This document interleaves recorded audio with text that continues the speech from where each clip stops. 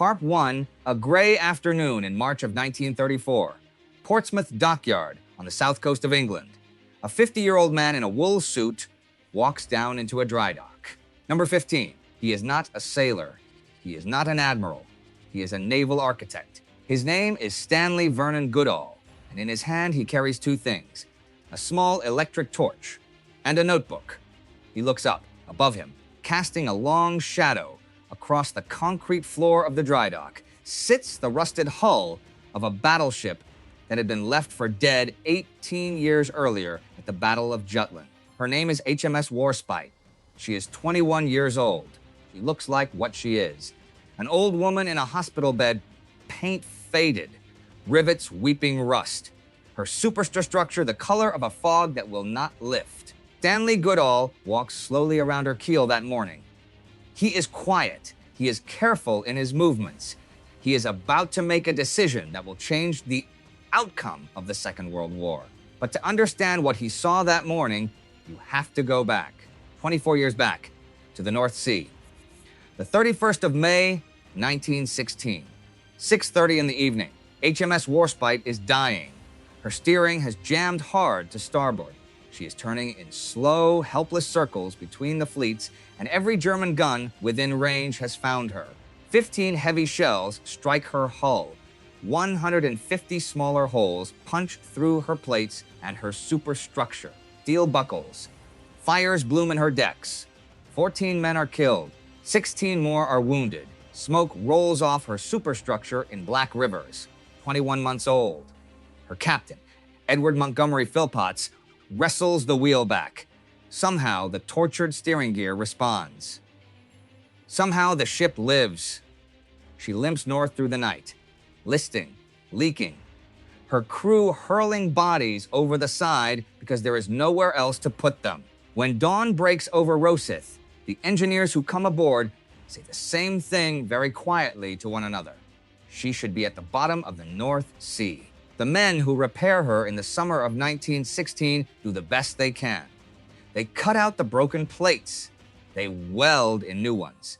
They patch the bulkheads. They test the steering gear until it turns without seizing. But there are places inside her they cannot reach.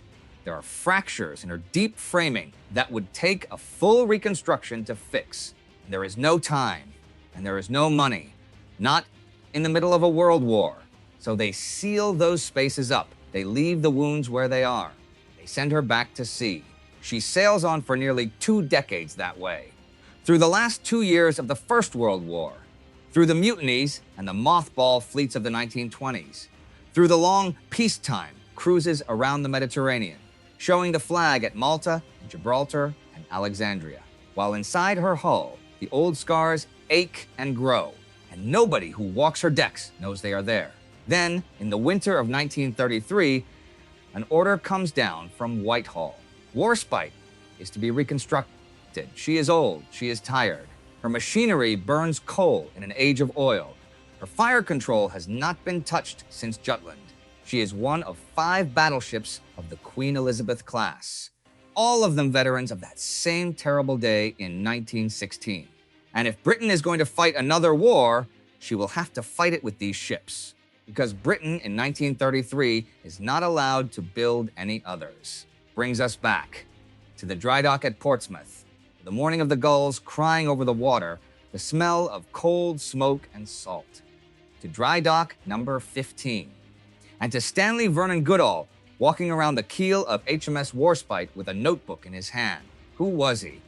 He was born on the 18th of April, 1883, above a fire station on West India Road in Poplar, in the East End of London. His father, Samuel Goodall, was a fireman. Working men. No breeding. No connections. In the England of Queen Victoria, that was supposed to be the end of the story. It was not. The boy was quiet. He read constantly. At Owen School in Islington, his teachers noticed something strange in the way he handled numbers. The way he could look at a diagram and see the forces moving inside it. He wanted to be a naval engineer. In July of 1901, at the age of 18, he transferred into the Royal Corps of Naval Constructors. 6 years later, he graduated from the Royal Naval College at Greenwich with one of the highest examination marks ever recorded there. A working-class boy from Poplar. Top of the list, he was sent to Haslar, to the ship model testing tank, to study under Edmund Froude. This was the priesthood. This was where the Royal Navy learned how metal moved through water.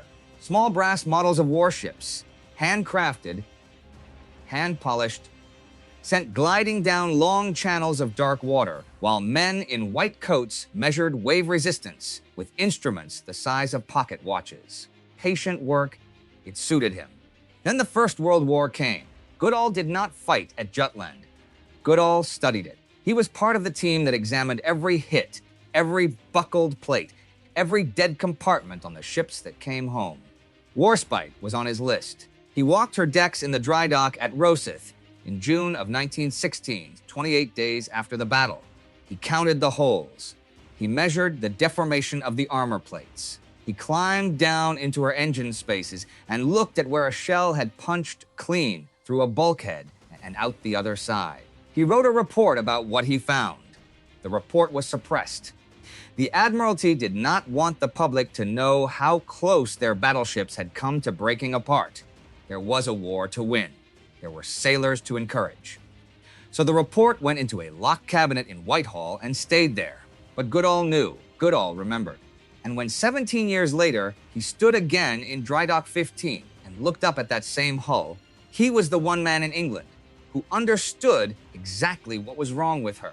His superior in March of 1934 was Sir Arthur William Johns, the director of naval construction. Goodall was assistant DNC. Between them lay a problem that no one in the Royal Navy could see a clean way around. The problem was called the Washington Naval Treaty. In 1922, the great powers had agreed to stop building battleships. Britain, America, Japan, France, Italy. The treaty was renewed in London in 1930. No new capital ships could be laid down until 1937. It was meant to keep the peace. It also meant that Britain, the country whose empire ran on sea power, was frozen in place, while the world changed around her. And the world was changing. In Rome, Mussolini was pouring money into his fleet. The Italian battleships Conte di Cavour and Giulio Cesare were being torn apart and rebuilt. Faster, harder, longer ranged. In Berlin, Hitler had just taken power. Everyone in Whitehall knew what he would do next. He would break the Treaty of Versailles. He would build ships. Somewhere in a design office in Kiel, engineers were already sketching the outlines of what would become the Bismarck. In Tokyo, the Imperial Japanese Navy was quietly withdrawing from the treaty system altogether. It would formally leave in 1936. When it did, it would begin building the largest battleships the world had ever seen. The Yamato, the Musashi, 70,000 tons apiece. Guns 18 inches across. Britain could not answer with new hulls. The treaty forbade it. Britain could not answer with money. The Great Depression had gutted the naval budget. The unemployed queued outside the dockyards.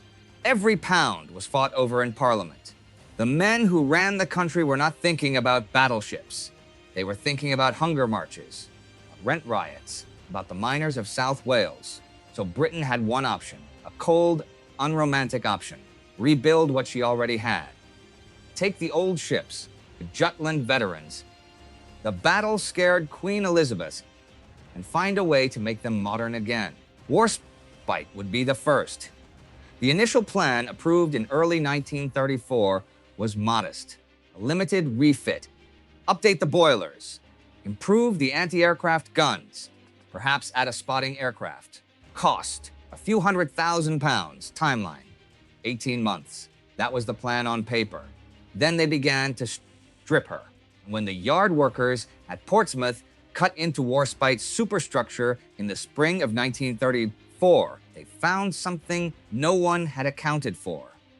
Deep in her internal framing, hidden behind bulkheads that had been sealed since the summer of 1916, the damage from Jutland was still there. Buckled beams, stress fractures, weakened seams that had been patched during the war and quietly forgotten. 18 HMS Warspite had been sailing the world's oceans on a skeleton that was, in places, only pretending to be whole. Goodall was called into Dry Dock 15 to see it himself. He climbed down into her belly. He carried the notebook. He carried the small electric torch. He walked past the exposed frames, running his gloved hand along the corroded steel. Every 10 paces, he stopped, and he wrote a number in the notebook. He looked at the twisted beams where the German shells had exploded 18 years before. He said very little. Then he went back to his office in Whitehall, and he did the mathematics. The limited refit was dead. It would have to be a total reconstruction. New machinery, new armor, new superstructure. Everything above the main deck stripped and replaced. The final cost, when the Treasury reluctantly approved it, would be £2,363,000, almost the price of building a new battleship from scratch. The Admiralty exploded. Inside the Board of Admiralty, senior officers turned on Goodall. Their argument was blunt. If Warspite was going to cost as much as a new ship, they should scrap her and build a new one. There were designs already being sketched for what would become the King George V class. Modern ships. Fast ships. Not patched-up survivors from a war their grandfathers had fought. Goodall stood in the meeting rooms of Whitehall, and he made his case, quietly, without raising his voice. He did not raise his voice often. He pointed at the calendar. The treaty forbade new construction until 1937, 3 years away. 3 years in which Italy was already rebuilding, in which Germany was already rearming. Waiting was not a choice. Rebuilding Warspite, he said, would cost 40% of a new battleship. It would deliver her to the fleet in 3 years instead of 6. He won the argument. He also made enemies. Men in gold braid who did not forget being lectured by an architect from Poplar. That night, or the night after, Goodall wrote in his private diary, in his neat, controlled hand, that he was tired of admirals who thought a ship was a symbol. To him, a ship was mathematics. It was tonnage and shell weight, the angle of a gun barrel. Nothing more and nothing less. Part 2. Through the summer of 1934, Warspite came apart in Dry Dock 15. The workers of Portsmouth stripped her down until she was nothing but her hull and her keel. Her 24-old Babcock and Wilcox boilers were lifted out one by one, each one the weight of a large lorry, hoisted through openings cut in her upper deck. Her superstructure was cut away with torches, section by section, in the rain, in the sun, in the dawn light, and the yellow glow of arc lamps. Her conning tower, 200 tons of hardened steel, was severed from her deck and hoisted into the air. Photographs from those months show her looking less like a warship than a corpse, a skeleton. Ribs of gray metal open to the sky, gulls perching on the stripped decks, rain pooling in the empty holes. She should have looked finished, done, ready for the breaker's yard. 6,000 men, more or less, worked on her. Riveters, welders, boiler makers, electricians, draftsmen bent over tables in cold offices, coats still buttoned, breath fogging the paper, fitters crawling into spaces so narrow they had to be smeared with grease before they could squeeze through.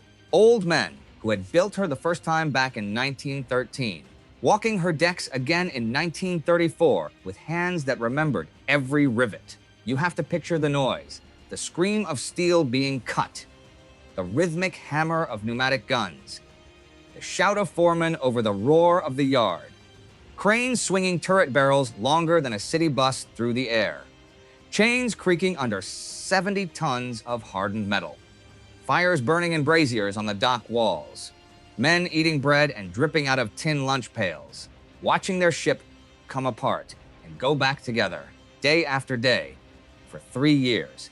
24 boilers came out. In their place went 6 new Admiralty 3-drum boilers. Smaller, lighter, more powerful. When they were finished, Warspite's engines could produce 80,000 shaft horsepower. On her trials in the spring of 1937, she made almost 24 knots, faster than the day she was launched. Her 8 15-inch guns were pulled from their turrets and rebored. The turrets themselves were rebuilt so the barrels could elevate to 30 degrees instead of 20. That single change, a matter of 10 degrees of arc, extended her range from 23,000 yards to 32,000 yards, 16 miles. She could now hit a target so far away that from her deck, that target was below the horizon. A spotting aircraft in the sky above would have to tell her where the shells were falling. Her armor was thickened, 5 inches of steel over the magazines, 3.5 inches over the engine rooms. Her beam was widened to 104 feet with anti-torpedo bulges, blisters of steel and empty space built onto her flanks to absorb a hit that in 1916 would have gutted her. They gave her a hangar behind her funnel, a metal shed for 2 fairy swordfish or walrus seaplanes with a catapult that could throw them into the sky and a crane to lift them out of the water when they came home. Warspite would now carry her own eyes. They gave her new anti-aircraft guns, because everyone in Whitehall knew by 1934 that the next war would come from above. 4 twin 4-inch mountings, 48-barreled 2-pounder pom-poms. The guns her crew would soon nickname the Chicago Pianos for the way they hammered. A new fire control system, the Admiralty Fire Control Table Mark VII. 3 years of work, £2,363,000. Enough money to have built an entire small cruiser from scratch. In March of 1937, they let the water back into Dry Dock 15. Warspite floated. She was, at that moment, arguably the most modernized battleship in the world. And in a small office in Whitehall, Stanley Vernon Goodall closed a folder, straightened his tie, and moved on to the next problem. Then, in the summer of 1936, midway through the Warspite job, he was promoted. Sir Arthur William Johns retired. Goodall took his place, Director of Naval Construction, the man who signed off on every warship the Royal Navy built. He would hold that job for the next 7 years. 7 years that would break most men. There was one thing missing from Warspite when she recommissioned. One critical thing: radar. The technology existed. British scientists at Bawdsey Manor on the coast of Suffolk were experimenting with it. Robert Watson Watt had demonstrated the principle to the Air Ministry back in February of 1935. Prototype sets were being tested against Hayford bombers, but it was too new, too unreliable to install on a frontline battleship. Admiralty made the decision to leave it out. Goodall accepted it. He had no other option. But he understood, even then, that Warspite was going back to sea half-blind. He was sending her into the future with one foot still planted in the past. When she recommissioned in June of 1937, she was on paper the most modernized ship in the Royal Navy. Faster, longer ranged, better armored, ready for the bombs of a new war that everyone could feel coming. When that war came, 2 years and 3 months later, she would carry Stanley Vernon Goodall's work into every ocean where the Royal Navy fought. She would carry his mistakes with her too. In May of 1937, a chief petty officer named Fred Jones reported aboard HMS Warspite. He was a gunner's mate. He was made captain of B turret, the second of her 4 15-inch turrets forward on her main deck. He would serve on her for most of the war. He would leave a memoir later published by his son. Because of Fred Jones, we know what it smelled like inside a 15-inch turret in 1941.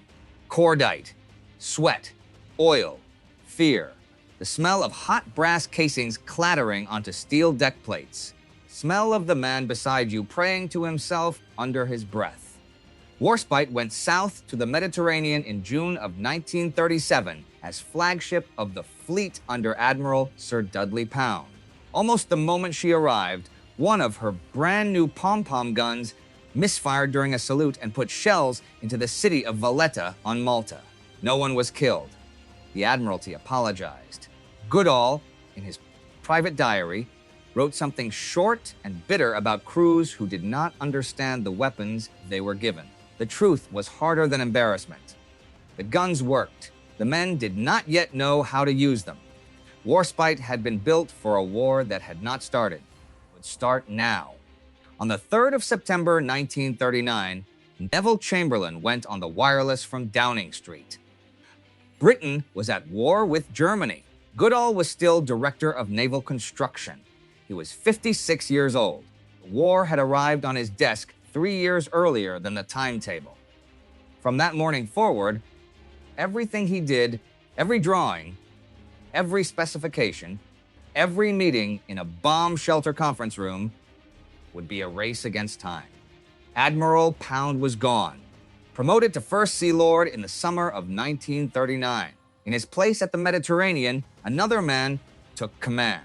His name was Andrew Brown Cunningham, 56 years old, small, watchful, a face like weathered wood. He would command Warspite for the next 3 years. He would take her into the fights that made her a legend. The first of those fights came in April of 1940, Norway. The Germans had invaded on the 9th. Their destroyers, 10 of them, had raced up a long fjord called Ofotfjord in the mountains above the Arctic Circle to seize the iron ore port of Narvik. A first British attack on the 10th of April went in with 5 destroyers and came out with 2. Captain Bernard Warburton Lee, who had led that first attack, was killed on the bridge of his flagship. He would be awarded the Victoria Cross posthumously. On the 13th of April, the Royal Navy tried again. This time they sent Warspite. Vice Admiral William Jock Whitworth flew his flag on Warspite as she pushed into the fjord that afternoon, escorted by 9 destroyers. Try to see this in your mind. A fjord, sheer black cliffs rising 2,000 feet on either side. Snow on the slopes, ice in the water, and into that narrow channel, a battleship. 33,000 tons of gray steel. So wide her superstructure almost seemed to scrape the walls of the mountains. Below decks, Fred Jones and his gun crews sat in their turrets in darkness, waiting for the order, listening to the eerie echoing sound of the great ship's engines bouncing off the mountains outside. The German destroyers were waiting. They fought. They fought hard. But Warspite's 15-inch guns, at ranges of only a few thousand yards, tore them apart. 1 salvo, 1 destroyer. In a 15-inch turret at that range, the gunners were not really aiming. They were pointing. And then, over the deck of Warspite, her fairy swordfish seaplane launched. The men in that biplane, a slow, open cockpit machine that looked like something out of the previous war, climbed above the fjord, spotted a shape below the water, a German submarine, U-64, sheltering in Herjungsfjord. They dropped their bombs. U-64 broke apart and sank in shallow water. It was the first U-boat in history sunk by an aircraft of the Royal Navy.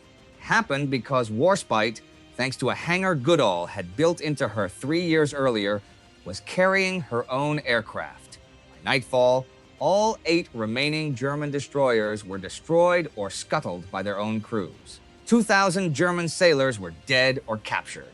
Whitworth's report to the Admiralty was short. The grand old lady, he wrote, had done well. The name stuck. It would follow her for the rest of her life. 3 months later, the 9th of July, 1940, Warspite was in the central Mediterranean. Cunningham on her bridge. Italian battle fleet was at sea. 2 Italian battleships, 6 heavy cruisers, 17 destroyers. Cunningham had 3 battleships. He engaged. At 4 o'clock in the afternoon, Warspite opened fire on Giulio Cesare. At a range so long the Italian ship was a smudge on the horizon, 24 kilometers, roughly 26,000 yards, 15 miles. She hit. 1 shell, a 15-inch shell fired from a moving battleship at another moving battleship 15 miles away in the middle of the Mediterranean. It landed on Giulio Cesare's after superstructure and exploded. Fires broke out. Speed dropped. The Italian fleet turned and ran for home. To this day, that hit remains one of the longest-range gunnery strikes on a moving ship in the history of naval warfare. It happened because of an angle. Because Stanley Vernon Goodall had insisted, back in 1934, on raising the elevation of the 15-inch guns from 20 degrees to 30. 10 degrees of steel angle argued for in a conference room in Whitehall, had put a shell on target across 15 miles of open sea. Cunningham said very little about it in his memoirs. He was that kind of man. He was a small, quiet Scot from Edinburgh, born in 1883, the same year as Goodall himself. His men were terrified of him. His enemies had learned to be. But his gunnery officers understood what Warspite had just done.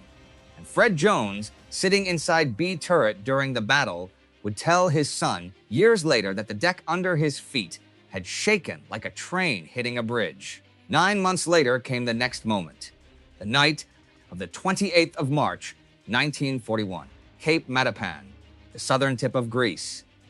The Italian fleet was at sea again, hunting for British convoys, running supplies to the army in North Africa. Cunningham was hunting the Italians.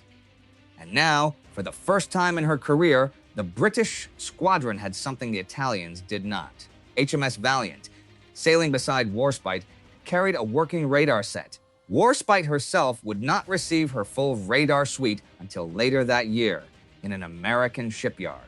But that evening, Valiant's radar was enough. Radar found the Italian ships in the dark. Warspite, Valiant, and Barham closed on them at 15 knots. The Italians had no radar. They did not know they were being hunted. They did not know that 3 of the Royal Navy's largest battleships were, at that moment, 3,500 yards off their beam and pointed straight at them. On the bridge of Warspite, Cunningham gave the order, not a shout, a quiet word, open fire. At 22:27 hours, a British destroyer switched on a searchlight. It fell across the flank of the Italian heavy cruiser Fiume. Warspite fired 6 15-inch shells, 5 hits. Every man on Warspite's bridge felt the ship shudder in recoil, the enormous concussion traveling through steel and up through their boots. The Italian cruiser Fiume, 10,000 tons of steel, was on fire from stem to stern within 20 seconds. Warspite shifted target, Zara, 6 more shells. Zara burned. Pola, already crippled by a torpedo hit earlier that day, was finished off by British destroyers. 3 Italian heavy cruisers and 2 destroyers were destroyed in under 3 minutes. 2,303 Italian sailors died in the black water off Cape Matapan. In the morning, British sailors would find survivors clinging to floating debris, oil-soaked, shivering, and they would pull them aboard. There were not many. Cunningham, in his memoirs, called it the most decisive action fought by the Mediterranean fleet in the entire war. Inside B turret, Fred Jones felt the barrels of his guns burning hot to the touch. Paint on the deck of B turret had blistered. Below him, his ammunition handlers were on their knees. The air inside the turret smelled of burnt cordite and sweat and something like scorched metal, and every man in there was half deaf from the concussion. In his diary that summer, Goodall wrote a single line about Matapan. Warspite, he noted, had performed as designed. That was as much emotion as he ever allowed himself. 2 months later came the price. The 22nd of May, 1941, the battle for Crete. Warspite was operating close to the coast of Crete, hunting German invasion convoys. The Luftwaffe was overhead. The Royal Navy was losing ships every day now. Cruisers and destroyers picked off one after another by Stukas and Messerschmitts flying from captured Greek airfields. There was no British air cover. HMS Formidable, the fleet carrier, had almost no serviceable fighters left. The men on Warspite's decks knew they were exposed. They watched the sky.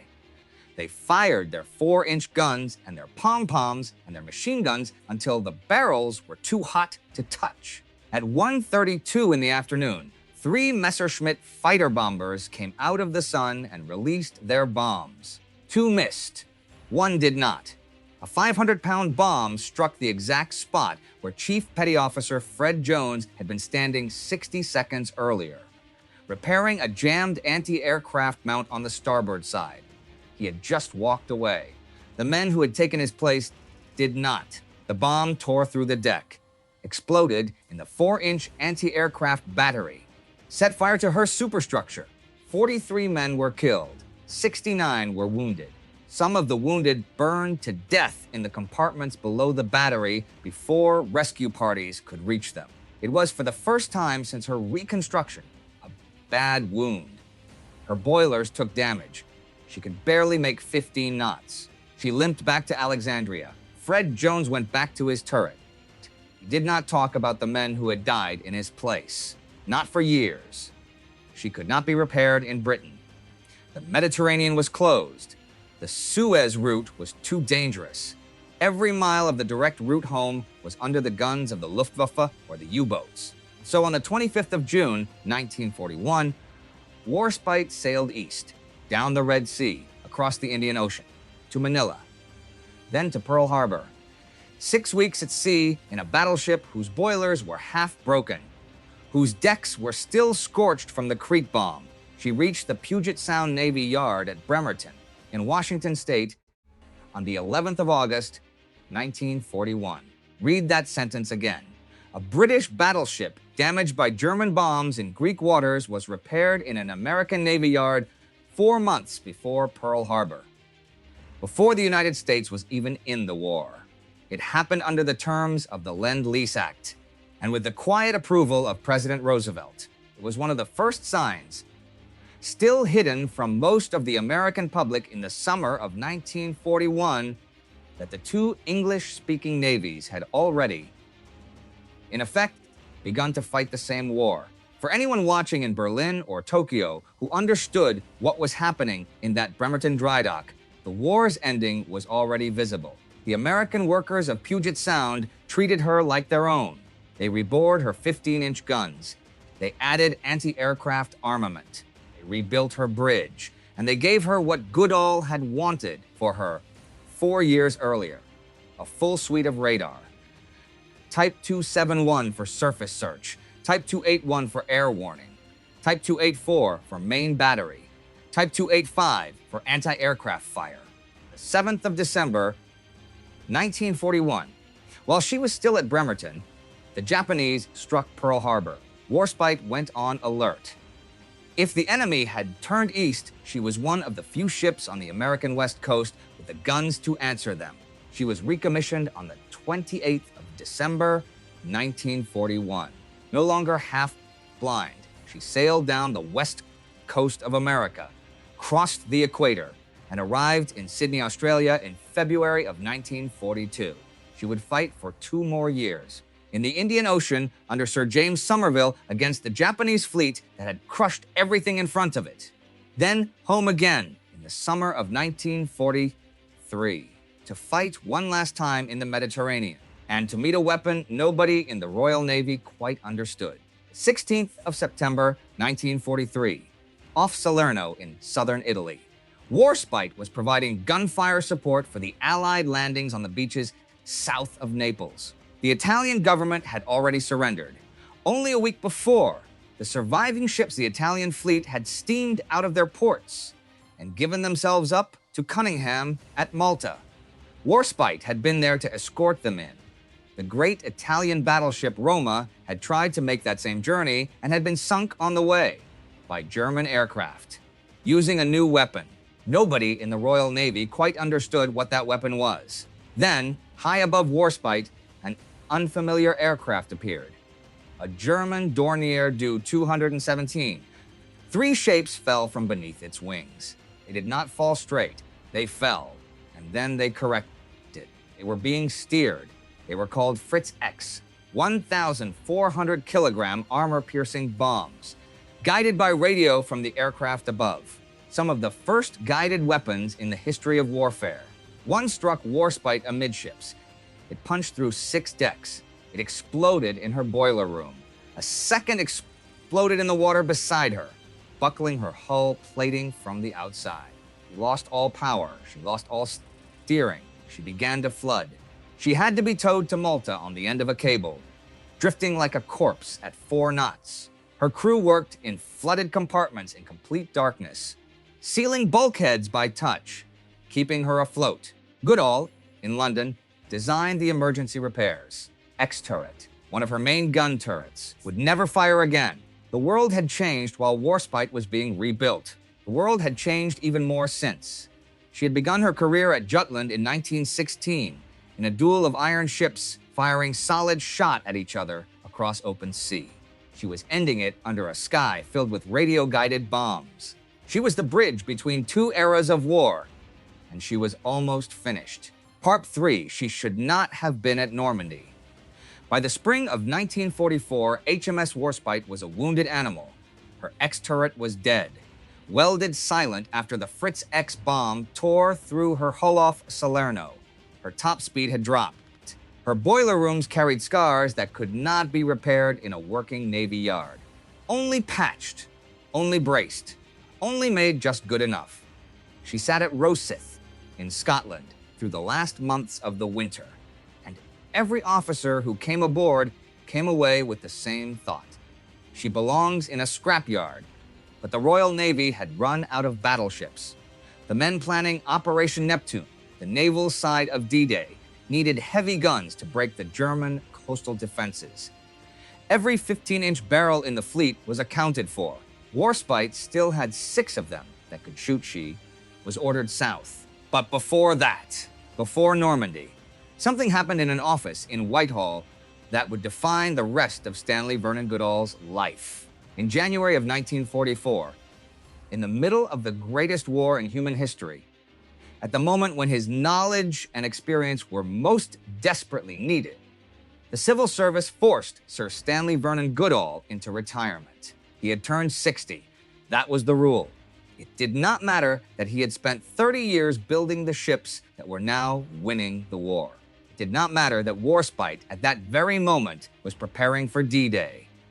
It did not matter that the escort carriers pouring out of American and British shipyards to fight the U-boats had been designed to his specifications. The rule was the rule.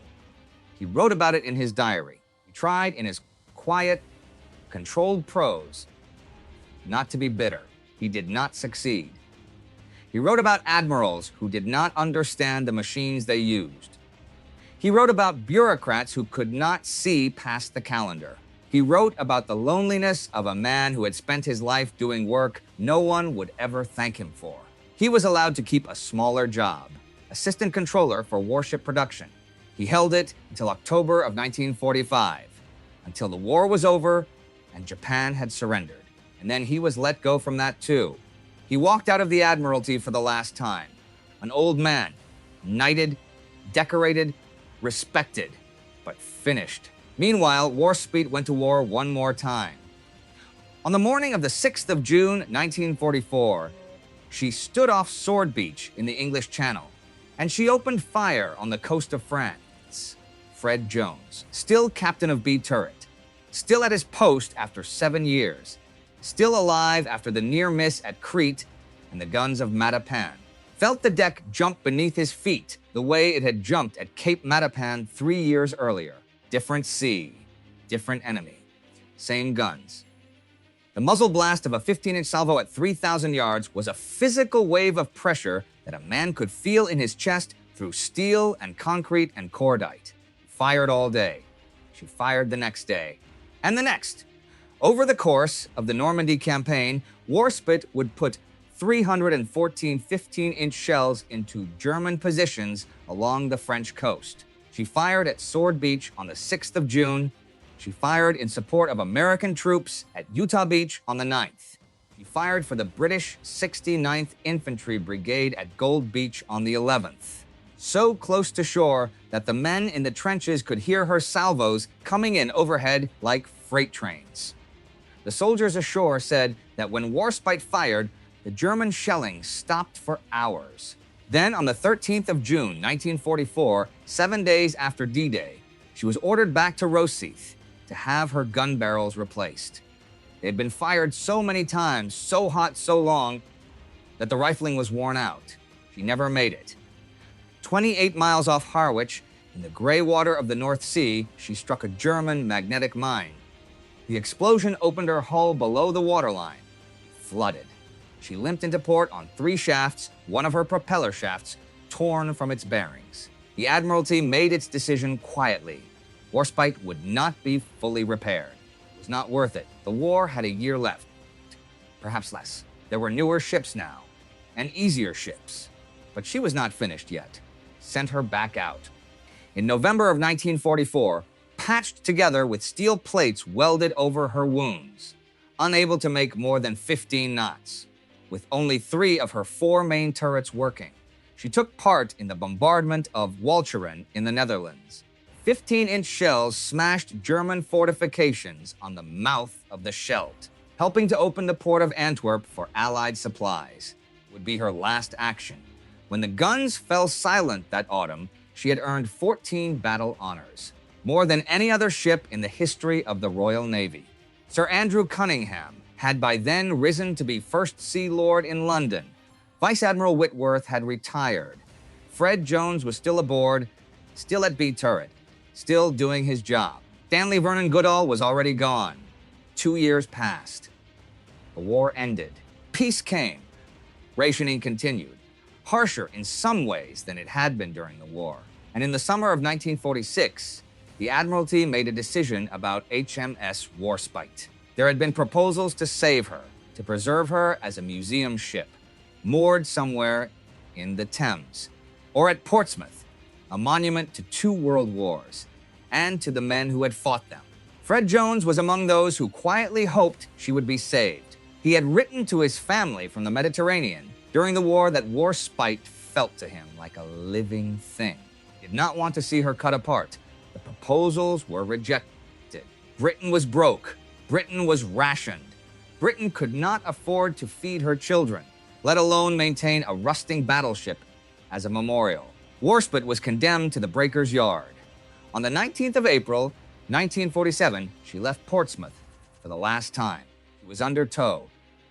She had no crew aboard save for a small skeleton party to manage the cables. She was headed for Faslane on the River Clyde in Scotland, where the shipbreakers were waiting. She never got there.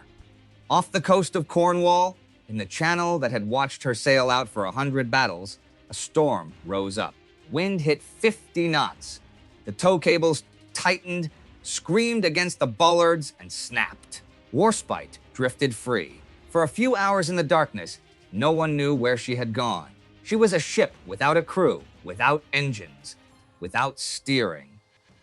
30,000 tons of gray steel adrift in a storm at night off a rocky coast. At dawn on the 23rd of April, 1947, she was found. She had run herself aground in a small cove called Prussia Cove, near the village of Murasian, in Cornwall. Her bow was jammed against the rocks. Her stern was in deep water. She was heeled over to one side, listing, motionless, still flying no flag. Local fishermen who saw her at first light thought at first she was a mirage. Nothing that big had any business being in that little cove. The Penlee lifeboat came out through the surf to rescue the small towing crew. They came off. She stayed. The salvage attempts began within days. They failed. She was too big. She was too well built. She had been designed in 1913 to withstand shell fire. And now the rocks of Cornwall could not break her open. Local men said, half in wonder, half in jest, that the grand old lady had chosen where she wanted to die. The salvage company, Metal Industries Limited, brought in tugs. The tugs failed. They brought in explosives. The hull resisted. In the end, they had to build a temporary jetty out to her, cut her apart, piece by piece, in the seabed, and haul the pieces ashore in barges. Took the salvage crews 8 years to cut her apart, piece by piece, plate by plate, through winter storms and summer tides. Took her down. The last of her hull was finally lifted from the seabed of Prussia Cove in 1955. Stanley Vernon Goodall lived to see it. He lived on in London through the 50s, then into the 60s. An old man in an old suit, walking to the Royal Institution of Naval Architects, where his portrait, painted by James Barraclough in 1938, hung on the wall. In that portrait, he looked straight out at the viewer, jaw set, eyes tired. It is the face of a man who has argued too many times in too many rooms. He gave occasional lectures. He wrote occasional articles for the naval architecture journals. Younger engineers came to his home to ask about the great battleships of the war. and he answered their questions patiently. And he never told them the full story of what those 7 years as director of naval construction had cost him. He died on the 24th of February, 1965, 81 years old. His obituary in the Times was short. Most of the men who read it did not know who he had been. His diaries, the private ones, the honest ones, sat in a box for decades before the historian Ian Buxton edited them and put them out for the public to read. In those diaries, Goodall never claimed Warspite as his own. He wrote about Sir Arthur William Johns, his predecessor, the man who had started the project. He wrote about the draftsmen in Whitehall who had worked 18-hour days. He wrote about the workmen of Portsmouth Dockyard, most of them dead by 1965, who had cut the steel and driven the rivets and built the ship one plate at a time through 3 years of cold English mornings. He said the work was theirs. He was not the engineer who turned a primitive battleship into Britain's most feared weapon. It was one of thousands. That is the real story. Not a genius alone in a room. Not a lightning bolt of inspiration. A treaty in Washington. A depression in London. A political calendar counting down to 1937. Thousands of men in a shipyard. 10 degrees of gun elevation argued for in a conference room. 24 boilers pulled out and 6 put in. A hangar built onto a deck so that one afternoon over a Norwegian fjord, a canvas biplane could kill a submarine. Warspite was not the work of one hand. She was the work of a country that could not afford new battleships, so it rebuilt the old ones. A country that made the correct, cold, unromantic choice and lived to see it win a war. At Jutland, in 1916, 15 heavy German shells struck her, and she survived. At Narvik, at Calabria, at Matapan, at Crete, at Salerno, at Normandy, she survived. Prussia Cove, in a storm in 1947, she came ashore and would not be moved. And she survived even that for 8 more years, until there was nothing left of her to salvage. 14 battle honors, more than any ship in the history of the Royal Navy. Fred Jones survived the war and went home to England. He died in 1974. His son later gathered his memoirs and published them. And it is because of those memoirs that we know what a 15-inch turret sounded like when it fired, and what the deck of Warspite smelled like the morning after Matapan. Andrew Cunningham, who had commanded her at Matapan and Calabria, died in 1963.